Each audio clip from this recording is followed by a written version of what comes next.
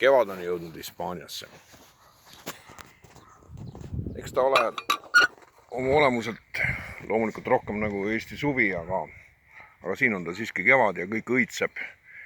Ja suvi, mis oma olemuselt paraku siinses kliimavöötmes on tegelikult nagu äraspidiselt ka surmakuu, sellepärast et kõik kuivab ümberringi, kõik mis on elus, lõpetab oma elukese suvel tegelikult. Aga praegu on kevad, Eesti mõistes muidugi täis suvi ja taas siin põllul. Ja tänased mõtted, mis pähe kuhjusid, on sellised. Et keskenesin endasse ja ma tegelen sellega igapäevaselt, aga seekord keskenesin sellisest nurgast. Need on üliolulised asjad tegelikult. Ja see seondub ka, ütleme, et otse praegu online'is selle sama minu monoloogiga. Väga oluliselt seondub.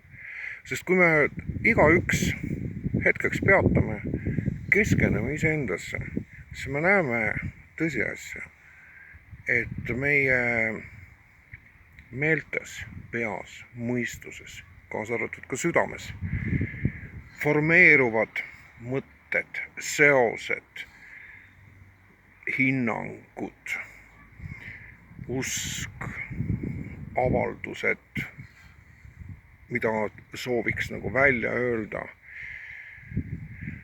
on grupeeritud väga erinevatesse otse kui sektoritesse.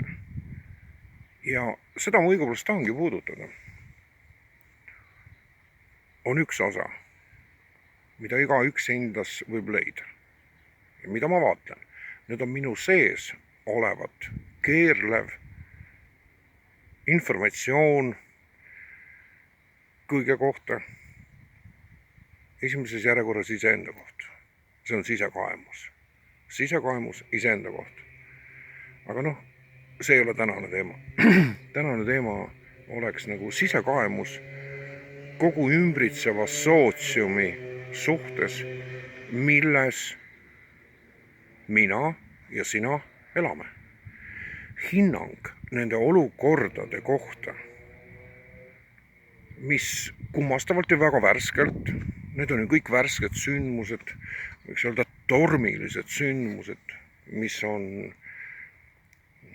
vallandunud siin praktiliselt ikkagi ütleme selle viimase kalendriaasta jooksul. Nüüd juba natukene rohkem, eks ju.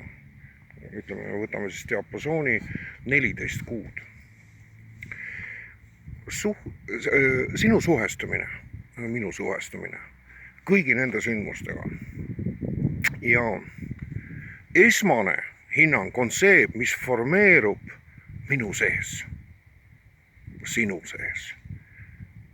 Kuidas sa reageerid kõigile, kogu sellele sündmuse ahelale, mis lõpptulemusena, kahtlematult ta on jõudnud ammu kõigi inimeste elutuppa, koduhoovi peale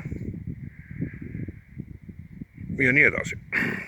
Ta on kõiki mõjustamas isiklikult, ei ole kedagi, keda ta ei mõjustaks. Ta mõjustab võib-olla oluliselt rohkem isegi seda põlvkonda ja seda generatsiooni, kes tõenäoliselt ei kuula mind praegu, sest need, kellega ma kõnelen, on ju minuealised. Need on siis 50 pluss, eks.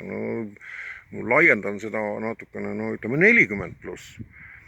Ja meie elukogemus annab meile küllaltki turvalise niisuguse mängumaa, sest meil on siiski selja taga minevik, väga paljudel on noorus, lapsepõlv möödunud totalitaarsüsteemis ja sealsete kreedodega ja printsiipidega koos mõjustatuna meie lastetoast. Ja me oleme selle võrra oluliselt muidugi rikkamad, et nagu öeldakse, et palja käega ei võta, eks ju. Aga noorem põlvkond, kes kahtlematult neid mu mõtteid ei kuula.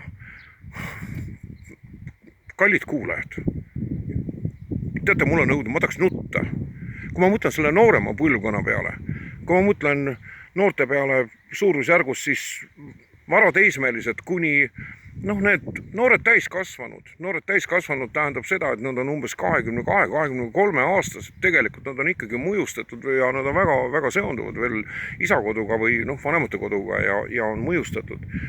Et see olukord ja millised on nende sees olevad esmased assotsiatsioonid kõigi sündmuste suhtes.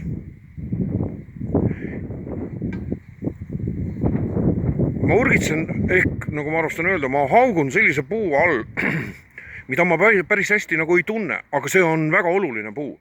Ja nüüd on küsimus selles, minus esmase assotsiatsioonina formeeruv hinnang, arvamine ja visioon ja tõdemus kõige kohta, mida on kutsunud esile siis, teadagi mis, ma ei taha seda isegi nimetada, eks, nagu öeldakse, et saatana nime mitte nimetada. Või Jumala nime mitte pruukida ilma asjata. Lihtsalt, see on niisugune, panid tähele, eks.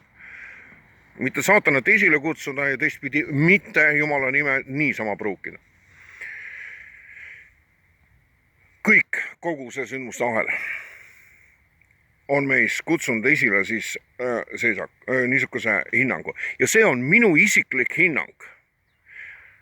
Ja nüüd on teisene on see, kui ma hakkan seda sõnadeks vormistama. Paned tähele, see on nüüd see kõige suurem niisugune dimensionaalne nihe. Sellele viitavad võimsad religioonid. Kuna ma olen kristlane, siis eks ma räägin ikkagi lähtuvalt kristlusest. See on mõte, formeerunud mõte, mis tegelikult tuleb otse ja üpris otse Jumalast. Jumalast. Kusjuures olen jõudnud tõdemuseni, sa ei pea Jumalasse uskuma. Sul ei pea taga mingit seost olema, aga keskene korraks sellele, kust tulevad su mõtted, kust tulevad su hinnangud, mis formeeruvad kõigepealt su sees, mida sa ei ütle välja. Enamik inimesi hoiab selle varjul, see on, võiks öelda, see on Pandora laegas, mis on siin. Siin ta formeerub, ma ei viidanud siia, sellele sektorile. Ka siin on üks allikas, mis töötab informatsiooni, võtab informatsiooni vastu. Mina nimetan seda päikesepõimikuks. Enamjaolt me tunneme seda südamena. Üks on selge, see on meie väike server, kus kohas informatsioon formeerub ja me töötleme siin olevat informatsiooni. Ja see, ma peatun selle päris pikalt, nagu sa näed. Ma ei lähegi kaugemale. Tegelikult oleks põhjust seda laiendada veel ja veel. Veel ja veel. Informatsioon. Loomulikult tulevad kohe mulle ma ise väidan, siis nüüd esitan teesi ja antiteesiks on see, et näeme, et jaa, sul on väga huvitav seos, aga kõik, mis informatsioon salvestub, see läheb läbi filtrite ja sa juba tõlgid seda informatsiooni eelarvamuslikult. Sul on juba mingi hoiak ükskõik millise informatsiooni ka tühise faili suhtes. Ja see on õige. See on kahtlematult õige. Ja sellepärast ma tegelengi sisekaemusega. Et vaadelda informatsiooni, ikka seda kõnekat informatsiooni, mis ümberringi meile pakub ühiskond ja ühiskonna kõik need sündmused rikkalikult igapäevaselt. Et ma teda isetult saaksin vastu võtta. Isetult. Ja siis teda nüüd toorelt hakata töötlema iseenda sees. Kõige paradoksaalsem on see, muidugi selle asja juures, et isegi kui sul on formeerunud mingisugusel kujul nagu kindel hinnang ja seisukoht ükskõik mille suhtes, seda välja öeldes, ta devalveerub. ta devalveerub, sa ei ole võimeline, nüüd öeldakse, et see peaks olema nüüd kõnekunst, see on sõnavägi ja nii edasi, nii edasi. Et nüüd tegelikult jõuame siia sellele kõige tuntuma kohani, nii nagu kristluse aluseks on sõna, logos ja siit edasi, seda on hästi rikkalikult töödeldud, eks. Et sõna oli algselt Jumala juures ja bla bla bla, nii edasi, see on väga tore, see on hoopis teine teema, sellega tegelevad kümned tuhanded teoloogid, vaimulikud, nii edasi. Mind huvitab see sektor, kus kohast kõigepealt siseneb informatsioon minu teadvusesse. Nüüd selle informatsiooni töötlus minu sees ehk püüdlus teda mitte töödelda, vaid võtta teda isetuna. Nii isetuna vaadelda ja nüüd jõuab kätte siis see teine osa. Kuidas, miks, millest kantuna enda mõtetes formeerunud informatsiooni ma väljutan nurgeliselt, vildakalt, mitte täpselt. Ehk ma olen väga nõudlik teatavate asjade, ma olen kunstnik, no see on ju teada sulle, kes sa mind kuulad, eks. Nii nagu ma olen oma selle loomeprotsessi juures olen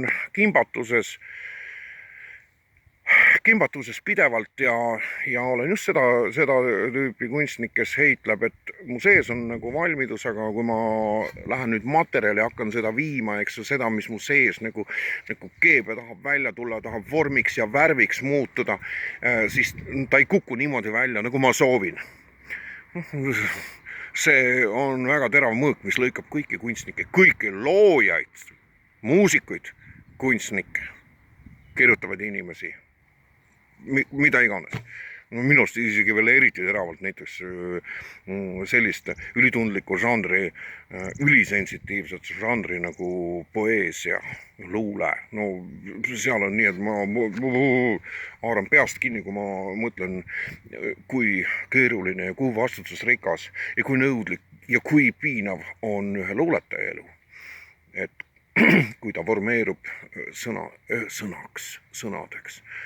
Ma ei julge ma ei lähe seda teed, kuidas ma ei ole luuletaja, ma olen kunstnik. Kunstnikul annab ikka üht-teist, annab nii-öelda otse panna ja valetada, keerutada, materjaliga manipuleerida, mängida. Aga uuesti tagasi sõna juurde, et see olekski praegu selle mõtte arenduse nagu tuum, et mõte, mis on tulnud sealt, väljaspoolt mind, sõltumata sellest, kas ma tunnistan Jumalat või ei. Minu jaoks on ta muidugi absoluut. Ega see on ju väga lihtne. Inimene, kes on vähemalt võimeline informatsiooni töötlema ja ütleb, Jumalat ei ole. Ka tema seisab ju samade tõsiasjadega silmitsi. Kui ta ausalt endasse keskeneb ja ütleb, kust tuleb informatsioon minu pähe ja hakkab siin formeeruma mingisuguseks teisiks hinnanguks, hoiakuks. Siinkohas ma lõpetan. Muidu läheb liiga paljuks. Ole hoitud.